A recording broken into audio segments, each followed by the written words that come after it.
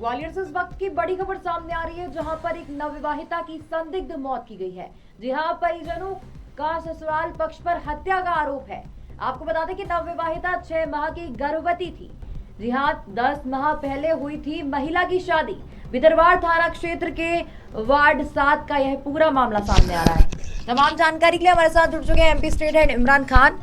जी इमरान, बताएं क्या है पूरा मामला।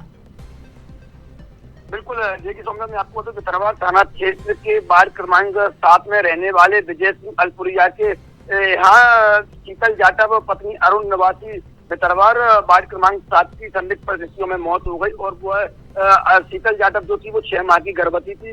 6 माह की गर्भवती होने के बाद संदिग्ध परिस्थितियों में उसकी मौत हो गई कल देर शाम को। उसके बाद इस पूरे मामले की जानकारी जब उनके मायके पक्ष को लगी शीतल जाटव के, तो वो भितरवाड़ पहुंचे और भितरवाड़ पहुंचने के बाद उन्होंने भितरवाड़ पुलिस थाने का घेराव किया। और घेराव करने को लेकर उनकी मांग है कि उनकी जो शीतल के जो पिता हैं, पिता का कहना है कि मेरी बेटी की हत्या की गई है और मेरी बेटी के पेट में जो ससुर है और सास, ननद और मेरे जो दामाद है, उनके द्वारा मेरी बेटी की मारपीट की गई है। मारपीट करने के बाद पेट में लात घूसों से मारपीट की है, जिससे मेरी बेटी की मौत हुई। और मेरी बेटी की मौत के साथ साथ जो गर्भ में पल रहा 6 माह का बेटा है, 6 माह का बच्चा, उसकी भी मौत हुई है। तो कहीं ना कहीं एक बड़ा मामला सामने आया है। और मायके पक्ष की बिल्कुल ये मांग है और मायके पक्ष के लोग अड़े हुए हैं पुलिस थाने भितरवाड़ में। अभी भी की जो ससुराल पक्ष वाले सास, ससुर, ननद और उनका पति, उन पर 302 हत्या के प्रकरण के तहत मामला दर्ज किया जाए। लेकिन ये नहीं कहा जा सकता कि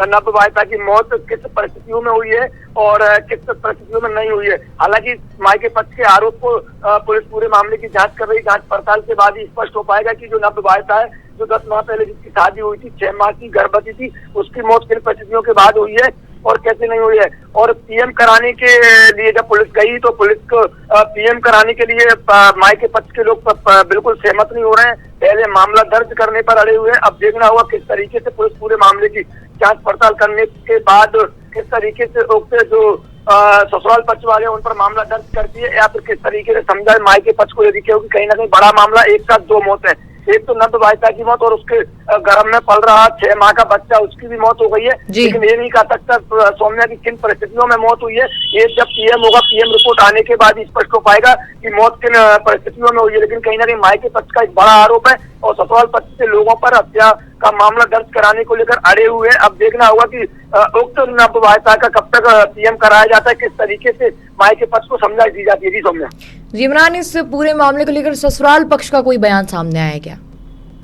अभी तक ससुराल पक्ष का कोई भी बयान सामने नहीं है। ससुराल पक्ष का हालांकि सूत्रों से खबर आ रही है कि उसकी तबीयत खराब थी, उसको दिखाने के लिए ग्वालियर ले गए थे। 6 माह की गर्भवती थी, तो उसकी संदिग्ध पशु बीमारी के चलते उसकी मौत हुई है। लेकिन मायके पक्ष का जो आरोप है कि ससुराल पक्ष के लोगों ने मारपीट की है। और ये भी बता दूं मैं आपको, ये जो नवविवाहिता है उसके जो पिता है, पिता वीर सिंह जाटव का स्पष्ट तरीके से आरोप है कि मेरी बेटी को दहेज के लिए परेशान किया जा रहा था और मेरी बेटी ने मेरे को कई बार कहा कि जो दामाद है आपका, वो अपाची गाड़ी मांग रहा है और अपाची गाड़ी नहीं थी मैंने।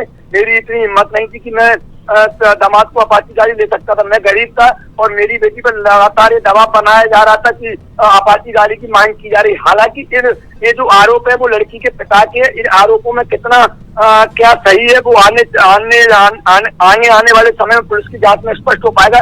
लेकिन पिता के जो आरोप है लड़की के, वो गंभीर आरोप है कि दहेज के लिए मेरी बेटी को मार दिया।